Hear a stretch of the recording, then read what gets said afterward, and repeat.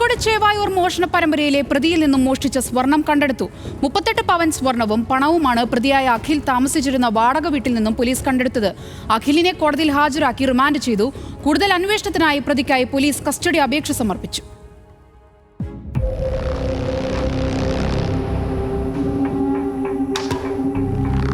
ഒരു നാടിനെ ആശങ്കയുടെ മുൾമുനയിൽ നിർത്തിയ മോഷ്ടാവ് അഖിലിനെ കഴിഞ്ഞ ദിവസമാണ് പോലീസ് നാടകീയമായി പിടികൂടിയത്.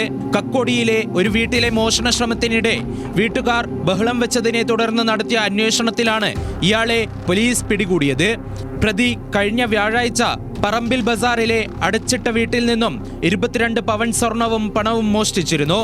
കൂടാതെ സമാനമായ രീതിയിൽ ചാലിൽ താഴത്തുള്ള വീട്ടിൽ നിന്ന് 10 പവൻ സ്വർണവും ഇയാൾ മോഷ്ടിച്ചിരുന്നു. പിടിയിലായ പ്രതിയുടെ കക്കോടിയിലെ വാടക വീട്ടിൽ നടത്തിയ പരിശോധനയിലാണ് തൊണ്ടി മുതലായ സ്വർണവും പണവും ചേവായൂർ പോലീസ് കണ്ടെടുത്തത്.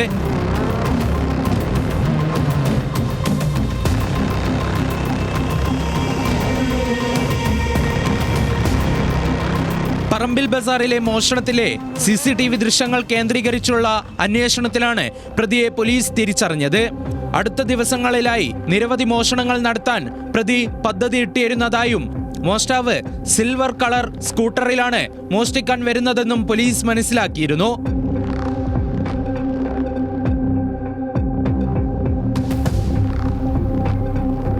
സാമ്പത്തിക ബാധ്യതകൾ കൂടിയപ്പോൾ പ്രതി കണ്ടെത്തിയ മാർഗമാണ് മോഷണം.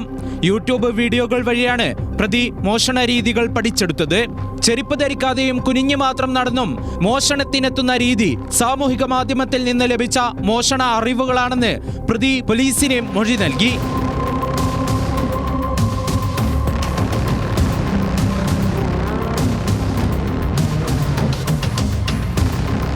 പ്രതി അഖിലിനെ കോടതിയിൽ ഹാജരാക്കി റിമാൻഡ് ചെയ്തു.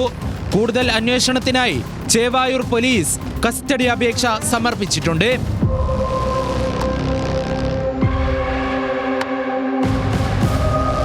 ന്യൂസ് മലയാളം, കോഴിക്കോട്.